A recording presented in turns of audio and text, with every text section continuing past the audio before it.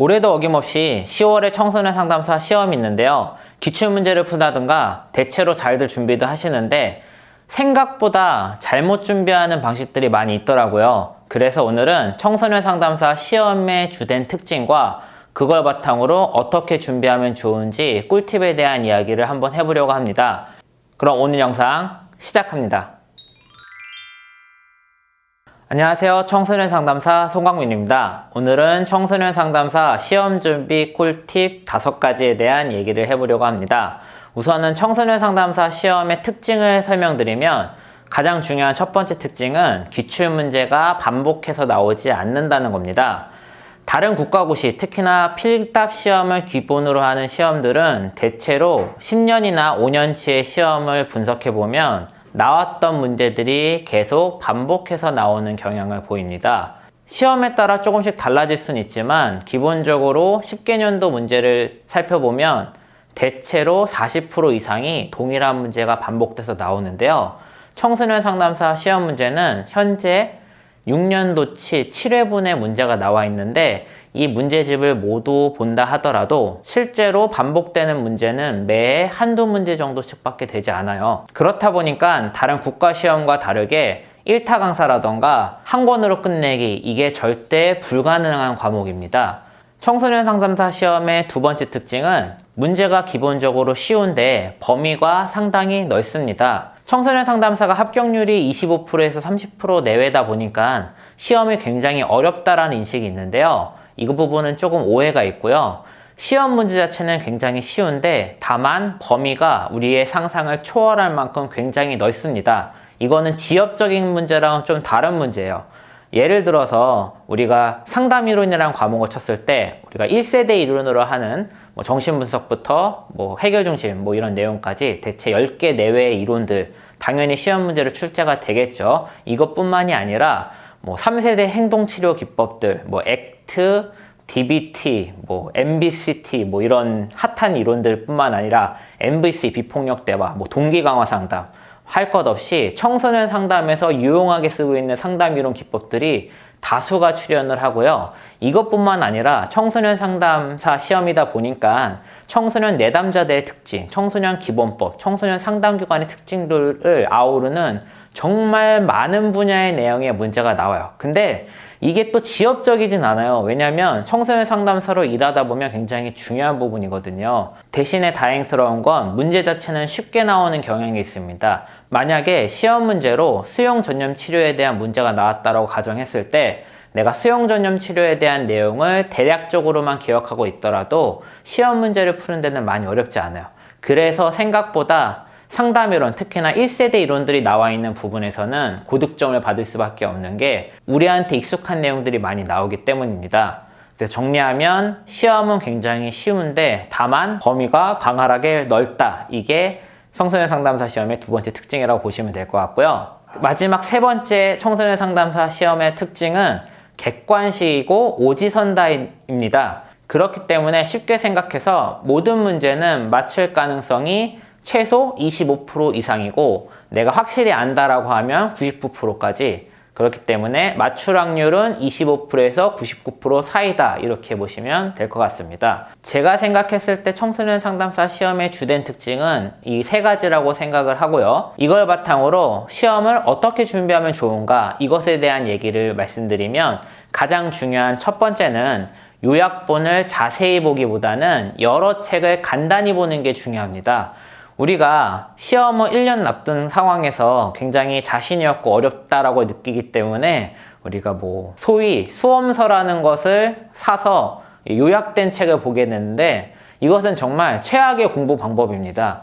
왜냐하면 수험서를 사서 이제 꼼꼼히 요약된 부분을 밑줄을 치면서 암기하고 꼼꼼히 보는데 이런 것들은 실제 시험에서 별로 도움이 되지 않아요. 차라리 여러 책을 목차 중심으로 간단하게 보고, 목차 챕터를 보다 보면 전혀 모르는 처음 보는 내용들 있잖아요.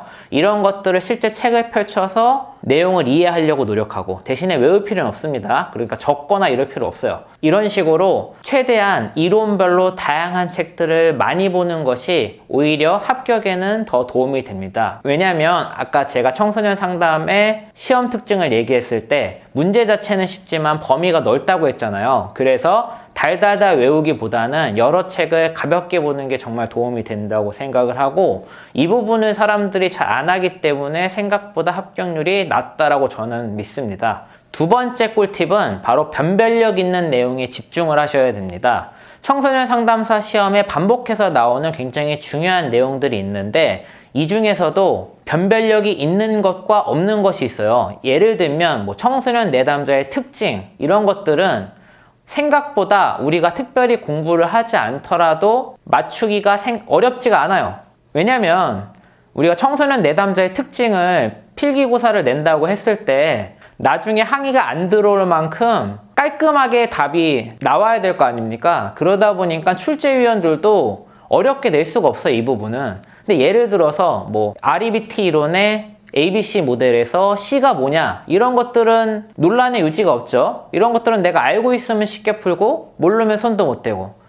그러니까 뭐 청소년 내담자의 특징이라던가 뭐 집단 상담의 장점, 이런 부분들은 생각보다 내가 특별히 공부를 안 하더라도 맞추기가 쉬운, 변별력이 상대적으로 낮은 문제라고 볼 수 있겠고, 뭐 이론의 간단한 굉장히 주요 개념의 이론에서도 핵심이 되는 키워드 같은 경우는 변별력이 높지만 문제 출제도 자주 되는 거죠. 우리는 이런 후자의 부분에 좀 더 집중을 해서 시험을 준비해야 된다는 겁니다. 청소년 상담사 필기시험 꿀팁 세 번째는 핵심 내용의 정답률을 높이는 겁니다. 예를 들면 상담이론의 경우에는 1세대 상담 이론들, 뭐 정신분석, 아들러, 뭐 REBT, 뭐 이런 10개 내외의 이론들, 뭐 심리평가라면 객관화 검사에서는 MMPI라던가 K-웨이즈, 그 다음에 투사검사 같은 경우에는 뭐 TAT나 로샤, 이런 식으로 핵심 내용들의 정답률을 높이기 위해 핵심적인 부분들은 좀 더 집중해서 공부를 하고, 남은 시간에는 기타 세부적인 뭐 3세대 행동치료 기법들이라던가 뭐 여러 가지 청소년 상담에서 배워두면 유용한데 또 간단하게만 기억하면 좋은 것들을 후자로 투자하는 게 바람직하다라고 생각을 합니다. 꿀팁 네 번째는 기출문제를 통해 개념을 정리하라입니다. 다행스럽게도 2014년부터는 기출문제가 계속 홈페이지에 등록이 되고 있는데요. 만약에 1년 내지 6개월 남은 시점에서는 이제 본격적으로 기존에 나왔던 기출문제들을 풀어보는 건 굉장히 중요하다고 생각을 합니다. 이 부분들은 사실은 모두가 다 실천하고 있지만 그래도 혹시나 해서 굉장히 중요한 부분이라 언급을 했고요. 마지막 다섯 번째 꿀팁은 상담이론, 집단 상담 위주로 고득점을 받기 위해 노력하라는 겁니다. 우리가 청소년 상담사 2급과 3급의 경우에는 상담이론과 집단 상담 관련 과목이 출제가 되는데요. 2급 같은 경우에는 아마도 선택 과목 중에서 집단 상담을 선택하시게 되리라 생각하는데, 생각보다 다른 과목에 비해서 상담이론과 집단 상담이 높은 점수를 받게 됩니다. 실제로 합격자들을 살펴보면 상담이론과 집단 상담에서 80점 이상 혹은 70점 이상의 고득점을 받는 경우가 많이 나타나는데요. 생각보다 다른 과목에 비해서 학교 생활할 때 많이 공부하기도 하고 비교적 아는 내용이 많이 있다 보니까 조금만 더 집중해서 살펴보더라도 쉽게 고득점을 받을 수 있는 과목이라고 생각을 하고요. 남은 시간이 얼마 없더라도 상담이론과 집단 상담은 책을 꼭 꼼꼼히 보시면서 정리하시는 게 참 중요하지 않을까 생각을 합니다. 오늘은 청소년 상담사 필기고사 시험에 대한 특징과 이를 준비하는 꿀팁 5가지에 대해서 알아봤는데요. 다른 부분들은 비교적 잘 준비하시는데 제가 생각하기에 제일 잘못됐다고 생각하는 부분은 마지막 시간이 얼마 안 남다 보니까 남이 정리한 요약본을 꼼꼼히 보시면서 정리하시더라고요. 이런 거는 별로 좋지 않은 방식입니다. 차라리 그것보다는 시간이 얼마 없다라고 하시면 여러 책의 목차 중심으로 간단하게 기억하시고 이해하시면 좋을 것 같고요. 물론 제일 좋은 건 내가 각각의 이론들이나 내용들을 스스로 요약한 걸 보는 거는 큰 도움이 됩니다. 분명한 건 남이 정리한 걸 보는 건 그닥 도움이 되지 않고 내가 공부하면서 정리한 걸 요약해서 남은 기간 보는 건 큰 도움이 되니까요. 이런 부분도 참고하시고 올해 시험 필기고사 꼭 합격하시기를 바라겠습니다. 항상 여러분들 편에서 성장하는 이야기를 들려드리려고 고민하는 광박TV였습니다.